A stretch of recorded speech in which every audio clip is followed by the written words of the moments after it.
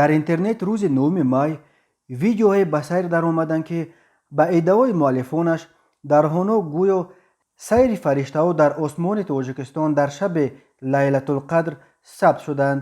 ин сабтҳо вокунишҳои мухталиферо дар байни мардум ба бор овардааст. бархе аз мӯъҷизаи илоҳӣ дар моҳи шарифи рамазон ва шаби мубораки қадр суҳбат мекунанд ва шукри худованд мегӯянд. бархе дигар инро намунаи дигари зудбоварӣ мешуморанд. ҳеҷ далели илмии қонеъкунанда барои исботи дуруст ва воқеияти ин парвози фариштаҳо дар осмони Тоҷикистон дар даст нест. дар ин видеоҳо дида мешавад, ки дар масофаи хеле дур аз маҳалли сабт дар осмон пораҳои рахшон ҳаракат доранд ва наворбардор калимаи шаҳодатро ба забон оварда иддао мекунад, ки нигоҳ кунед бародарон, дар ин моҳи шарифи рамазон фариштаҳо дар осмон чарх мезананд.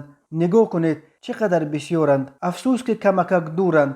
афсӯс, вале нигоҳ кунед, ки чӣ хел бозӣ доранд.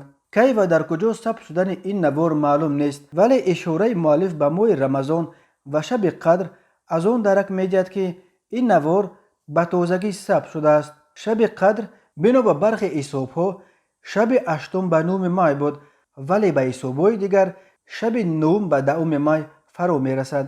аммо бисёриҳо дар осмони Тоҷикистон фариштаҳо бозӣ доштанд бо назари шак нигоҳ мекунанд.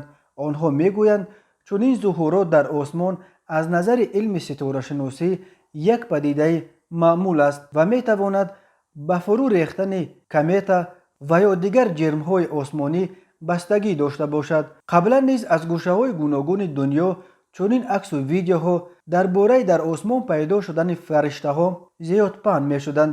дар чунин маврид маълум шуд, ки ин фариштаҳо маҳсули дасткории муаллифоне будааст, ки мехостанд бо ин роҳ лайку тамошобини бештар ба даст биёранд.